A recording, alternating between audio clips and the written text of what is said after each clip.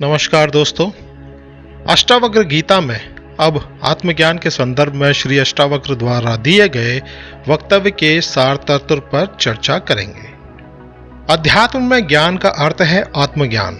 आत्मज्ञान ही परमात्मा का ज्ञान है, क्योंकि आत्मा से परमात्मा भिन्न नहीं है। इस आत्म तत्व का ज्ञान होने पर फिर कुछ जानना शेष नहीं रह जाता है, सब कुछ जाना हुआ हो जाता है। आत्मज्ञान क्या है?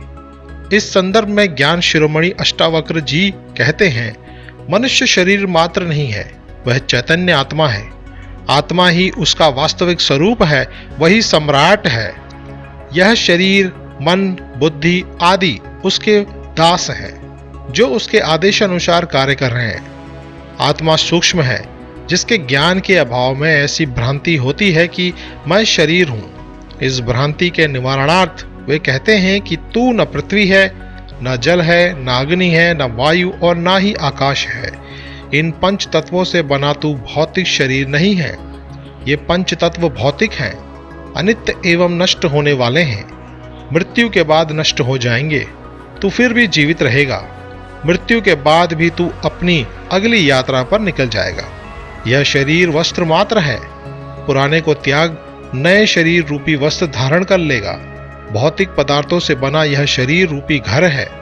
तू इसमें निवास करने वाला साक्षी चैतन्य रूप है। संपूर्ण भौतिक जगत का आधार चैतन्य है, तू भी वही चैतन्य है। यही ज्ञान है। मनुष्य यदि समस्त दृश्य प्रपंच का साक्षी दृष्टा बन जाता है तो आत्मा का बोध हो जाता है। अब सुनिए आत्मा का स्वरूप क्या है जो उन्होंने बताया। ज्ञान शिरोमणि श्री अष्टावक्र आत्मा का स्वरूप बताते हुए कहते हैं, आत्मा साक्षी है, यह सबका दृष्टा है, यह सबको देखता है, पर इसको देखने वाला कोई नहीं है। यह तुम्हारा होना है। आत्मा व्यापक है, इसे किसी प्रकार सीमित नहीं किया जा सकता, किसी मान्यता या परिभाषा में कैद भी नहीं किया जा सकता है। आत्मा पूर्ण है, ब्रह्मा भी पूर्ण है। आत्मा भी ब्रह्मा की तरह पूर्ण है, इसमें कोई अपूर्णता नहीं है। ईशावास्य उपनिषद के अनुसार वह पूर्ण है और यह भी पूर्ण है, क्योंकि पूर्ण से ही पूर्ण की उत्पत्ति होती है तथा पूर्ण का पूर्णत्व लेकर पूर्ण ही बचा रहता है। जब आत्मा एक है तब ब्रह्मा भी एक ही है। सभी जीवों में भिन्न भिन्न आत्मा नहीं है। भिन्नता अज्ञान और भ्रम से प्रतीत होती है। जिन्हें आत्मा का ब्रह्मा का ज्ञान नहीं है, वे ही भिन्न भिन्न जीवों में स्थित आत्मा को भिन्न भिन्न मान लेते हैं। आत्मा मुक्त है, आत्मा का कोई बंधन नहीं है। बंधन शरीर एवं मनोगत है। इनसे संबंध विच्छेद होने पर ही प्रतीति होती है कि आत्मा मुक्त है। वास्तव में शरीर व मन के कारण ही आत्मा के भी बंधन की भ्रांति होती है, जो ज्ञान या बोध से ही मिटती है। आत्मा चैतन्य है। यह संपूर्ण सृष्टि इस चैतन्य की ही अभिव्यक्ति है। यही चैतन्य विभिन्न रूपों में दिखाई देता है। आत्मा क्रिया रहित है। आत्मा स्वयं कर्ता नहीं है और न ही क्रिया इसका धर्म है। यह अक्रिया है। आत्मा की उपस्थिति से ही सब हो जाता है। यह क्रिया उसकी शक्ति का खेल है।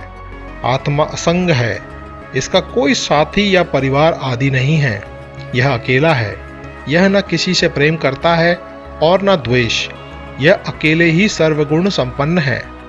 आत्मा निष्प्रेय है। इसकी कोई इच्छा, आकांक्षा अथवा अपेक्षा नहीं है। यह न प्रसन्न होता है और न क्रोधित। इसमें न कोई हलचल है और न कोई तरंग उठती है। यह उद्वेलित भी नहीं होती।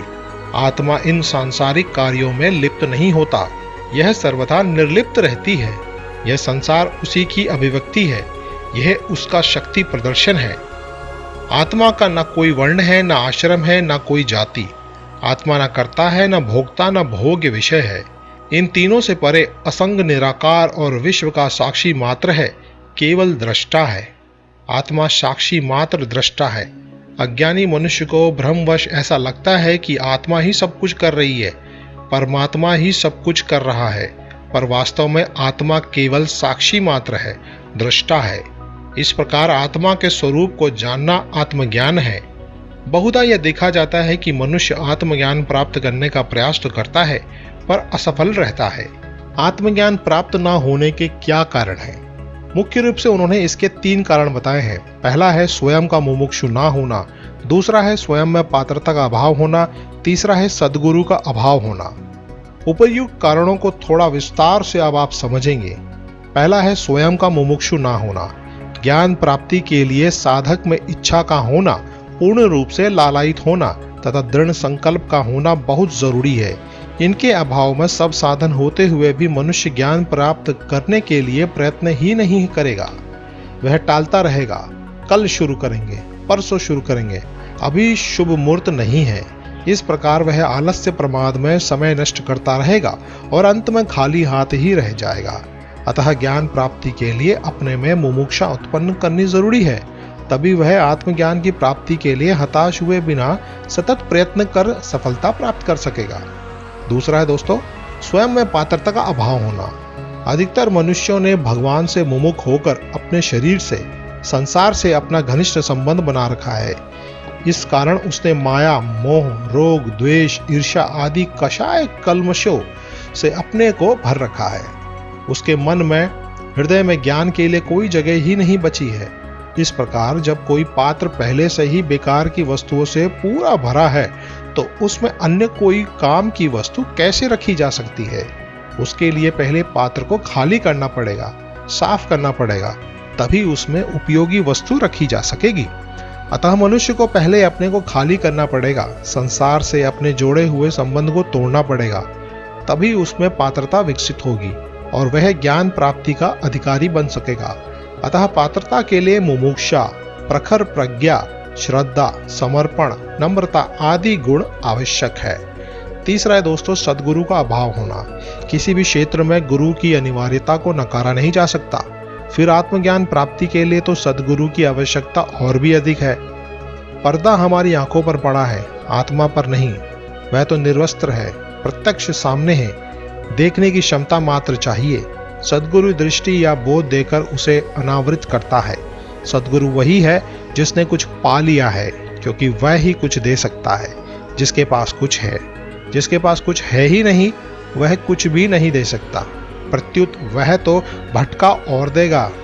अतः ज्ञान प्राप्ति के लिए सद्गुरु की खोज करनी होगी। वैसे कहा तो यही गया है कि जब शिष्य ज्ञान प्राप्ति के मार्ग पर दृढ़ संकल्प के साथ चल देता है तो ईश्वर स्वयं गुरु के रूप में मार्गदर्शन देने के लिए शिष्य के समक्ष प्रकट हो जाते हैं। पर इसके लिए शिष्य को ज्ञान प्राप्ति के लिए अपने में विकलता, छटपटाहट जागृत करनी होगी। उपर्युक्त तीनों जब मिल जाते हैं तो त्रिवेणी का संगम हो जाता है। तब एक विस्फोट होता है, घटना घटित हो जाती है और चेतना अर्थात जागरूकता प्रकट हो जाती है।